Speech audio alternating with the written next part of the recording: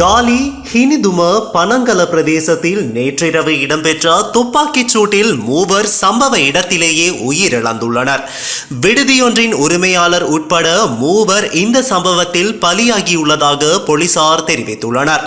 உயிரிழந்தவர்களில் இருவர் 29 மற்றும் 54 வயதுடையவர்கள் என்பதுடன் மற்றையவரின் வயது உறுதிப்படுத்தப்படவில்லை என கூறப்பட்டுள்ளது.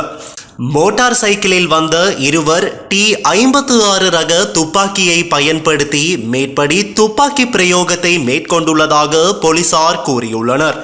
இதேவேளை துப்பாக்கி சூடு நடத்தப்பட்ட சந்தர்ப்பத்தில் குறித்த மூவரும் மதுபானம் அருந்திக் கொண்டு இருந்ததாக தெரிவிக்கப்படுகிறது.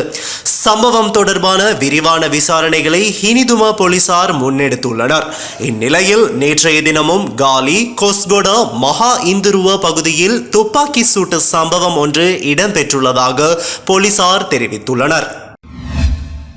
கொழும்பு மட்டக்குழி சமித்புர பகுதியில் வைத்து போதைப்பொருள் கடத்தல்காரரான கல் சம்பத் எனப்படும் சஞ்சீவ துஷார மதுவரி திணைக்களத்தின் போதைப்பொருள் தடுப்பு பிரிவினரால் கைது செய்யப்பட்டுள்ளார்.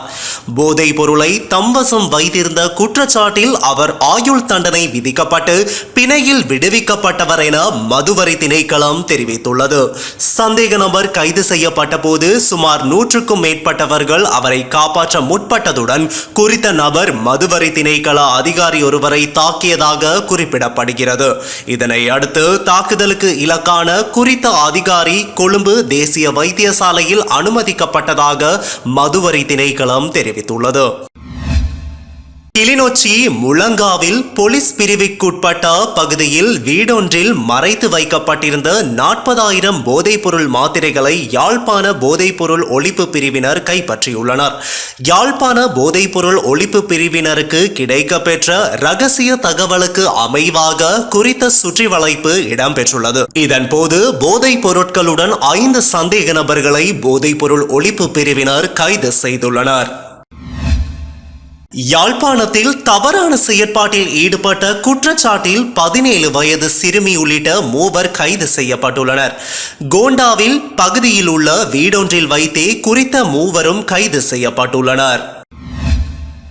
வவுனியாவில் போதைப் பொருளுடன் வயோதிப பெண்ணொருவரை கைது செய்துள்ளதாக பூவரசங்குளம் போலீசார் தெரிவித்துள்ளனர்.